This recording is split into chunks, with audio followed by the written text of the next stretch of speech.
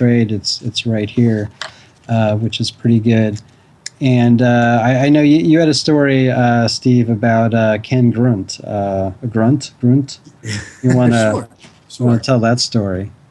Yeah, it's Kevin could have used that feature, I think, in '95 and '96 because I think in '95 they set a record, Red Sox record for most players used in a year, and then I think they broke it the next year he was there. It was 50 something each year.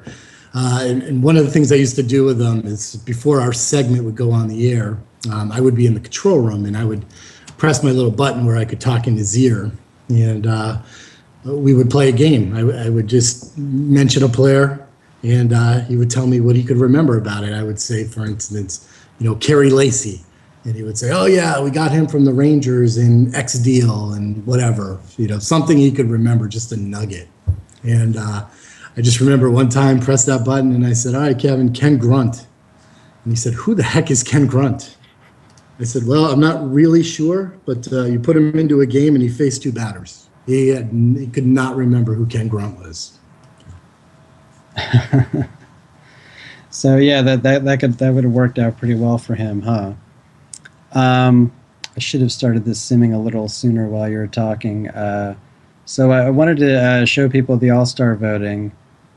Let's go here. Come on.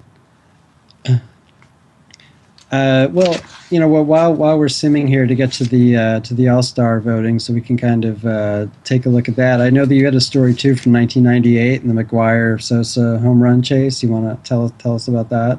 Yeah. So I was again out in LA, and these two were kind of reviving baseball at the time, and everywhere they went, it was packed, and St. Louis was coming into LA to play the Dodgers, so.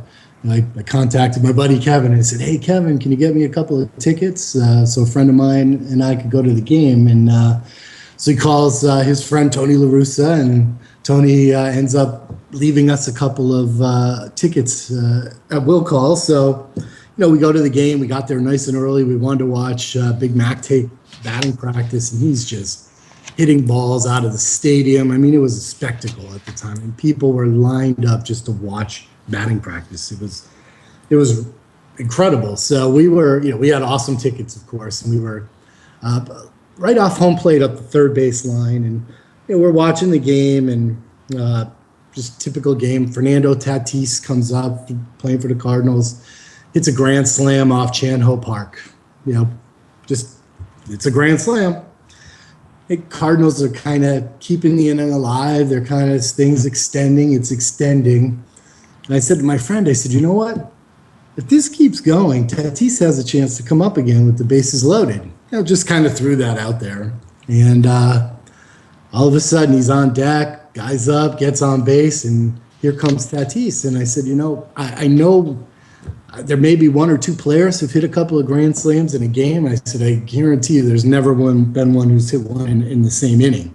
And amazingly, Chan-Ho Park was still in the game at the time, and throws the pitch, and I watched Tatis hit the ball, and we had this perfect view of the ball going out to left field, and I said, that ball is a grand slam.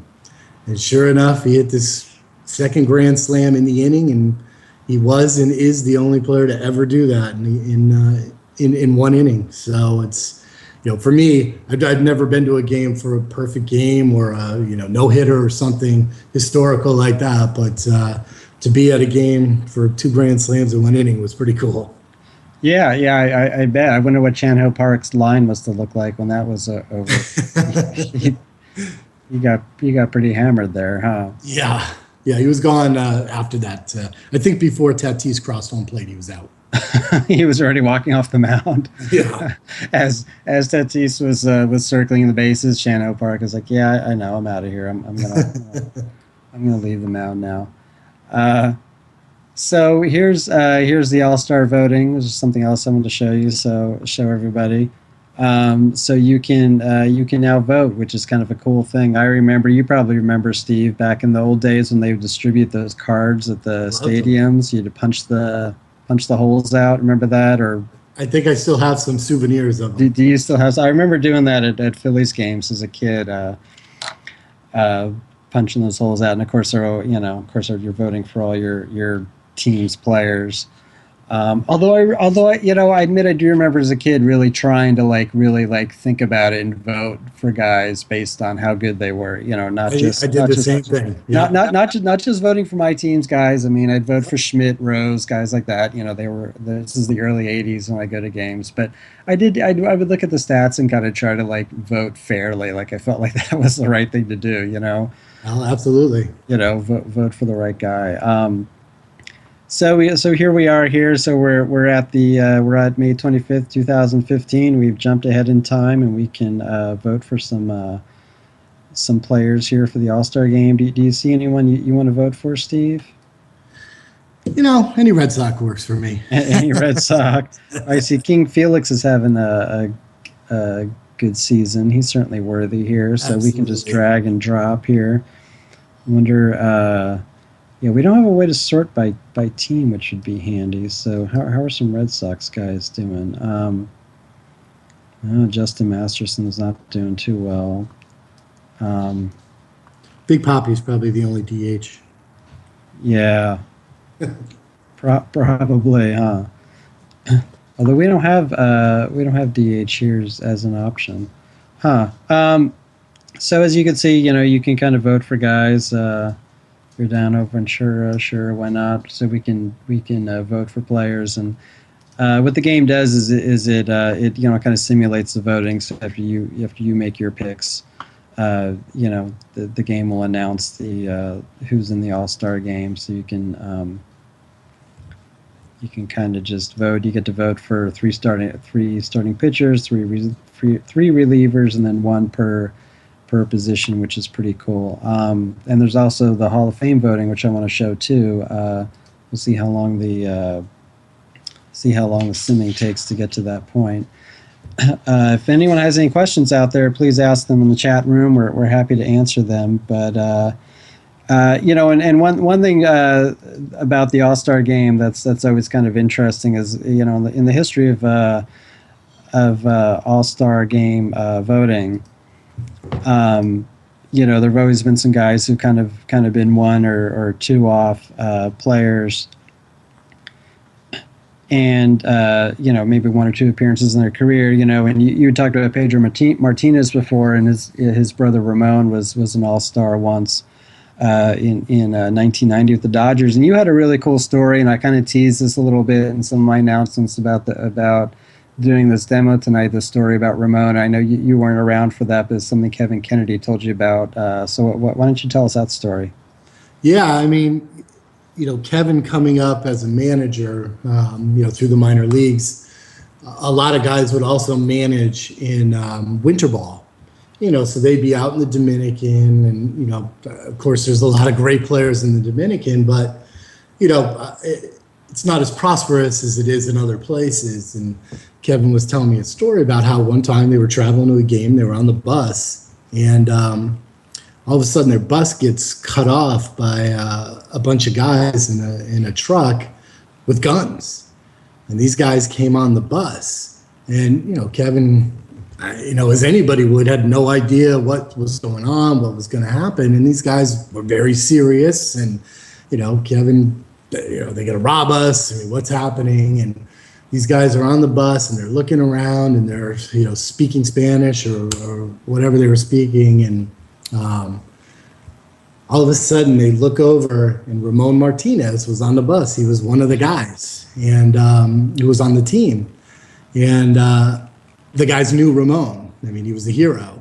And they came up to him and were hugging him and all this. And they let the bus go. Right? They got off. They said, "Oh, you guys are good," or whatever they said, and they got off the bus. And Kevin continued on to the game. He said it was just, I don't know if it was a typical thing that would happen in the Dominican, but it definitely did in this one instance. So, Ramon was a hero in more than one way.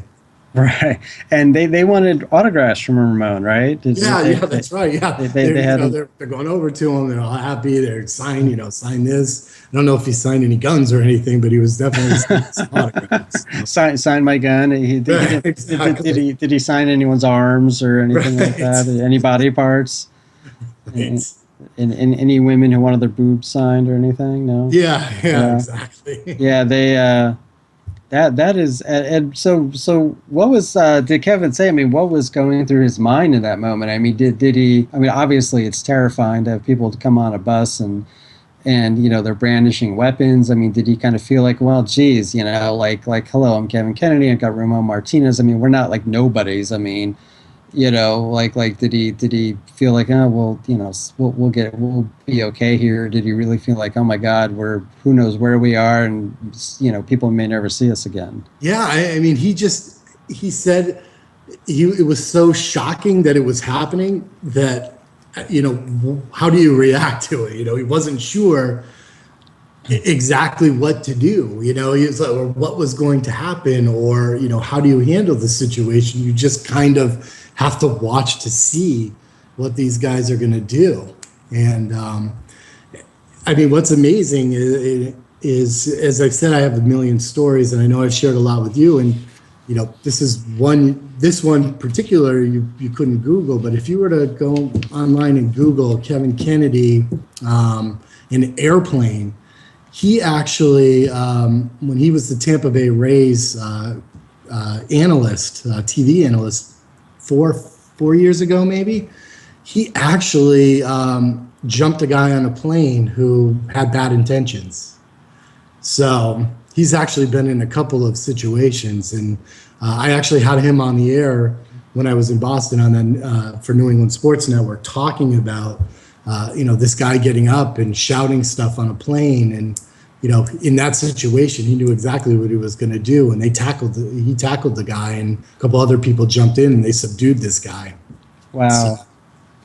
yeah, Yeah. it's a story. You could definitely Google that one.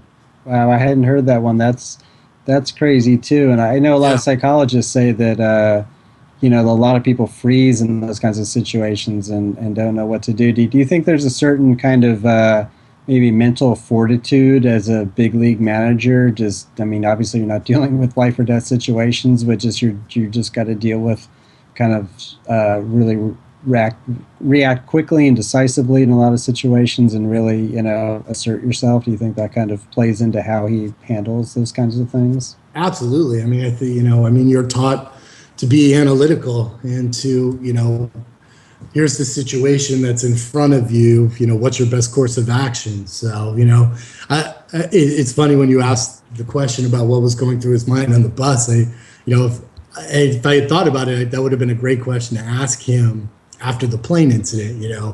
Can you correlate the two and say, in this situation, I didn't know what to do. I wasn't sure, but having gone through it, having been on a bus with a guy with guys with guns, to now being on an airplane with a guy getting up shouting stuff, did he? Well, was there something? Could he remember something different in his mind between the two situations? So I'll have to ask him one time. Yeah, I talk to him. that would definitely be really an interesting thing.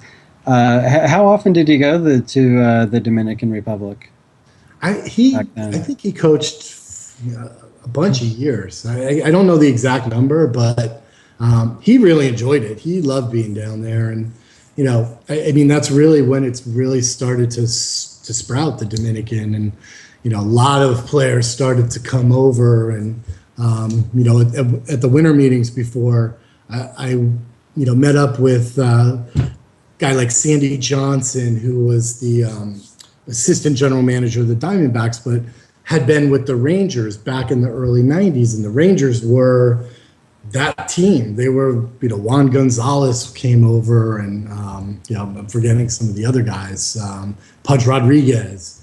They were all with the Rangers. So, Kevin was there when a lot of these guys were, nobodies, or, looking to be discovered. And, so that league had some really good talent in it. Right.